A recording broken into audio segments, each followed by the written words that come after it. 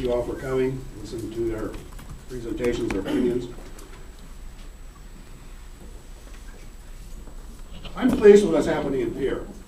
I think we're running a very, very fiscally conservative, common sense government in Pierre. The longer I'm there, the more I'm impressed with it. I'll stand on my record, particularly in the budgetary area, so I'm very proud of that. When I came to Pierre, we had a $25 million structural deficit for the previous 6 to 7 years. We corrected that deficit. Then in the middle of the recession, we took a 10% cut. 10% cut. Not fun coming back home. Not fun coming back home. This year, we were able to add some money back into the budget.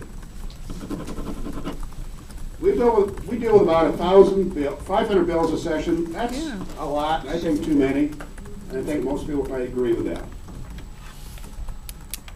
I'll try to kill as many as I can, but you will count on me that I will balance that budget. I appreciate your support, and thanks for coming.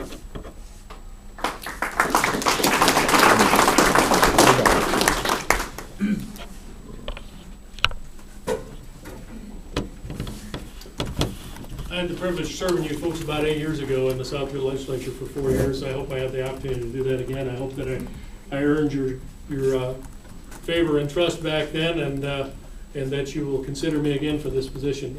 I feel like I'm ready to serve. I've got the fire in my belly to go down and do the people's work and serve you as your legislator, and to listen to your voice in Lawrence County. I think I know it pretty well. I've lived here all my life. You know, I've just articulated what my principles are. I'm guided by solid conservative Republican principles, and I'm guided by the Bible, and I'm not afraid to say that. I'm a Christian. My church is the most important thing in my life and my relationship with God. And I believe that most of the folks here in Lawrence County can say the same thing, and that's why they're as conservative and as squared away as they are. And I will make my decisions based on my conscience and answerable to you folks, but I've got a strong conservative record of keeping taxes low and balancing the budget and protecting your constitutional freedoms, and I hope I have the opportunity to serve you again. Thank you.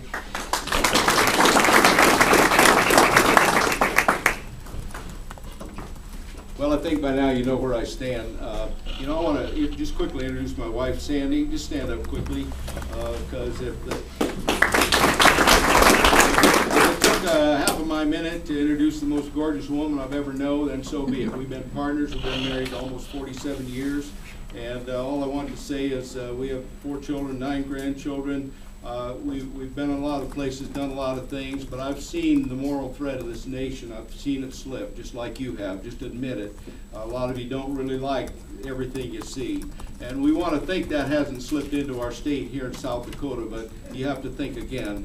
And I'm just telling you, there's a mandate in my heart, not only to affect this nation and this state, but to do it from Lawrence County. If I thought I would do it from somewhere else, I would have gone somewhere else. But to me, the heart of God is right here, and there's a lot of strength in this county, a lot of conservative people here that want something better. So get behind me and let's go do something different, okay?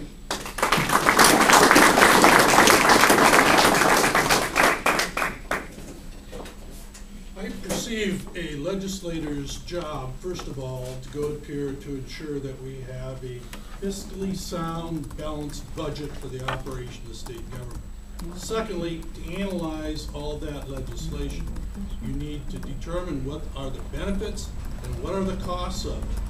And unless the benefits, when it comes to taxes, greatly outweigh the costs, you go ahead and pass it. If it's other legislation that does not involve tax revenue, you still have to use the same type of analysis, because every piece of legislation is going to affect you.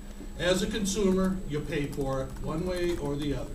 So I think a legislator's job is to really analyze what's before you to ensure that it's appropriate for your constituents. When I became a judge, I took an oath of office. I took an oath of office to uphold the statutes of the state of South Dakota, the Constitution of the state of South Dakota, and the Constitution of the United States. If elected, I will take that same oath and I will abide by it to the letter. ask that you vote for me on June 5th. Thank you.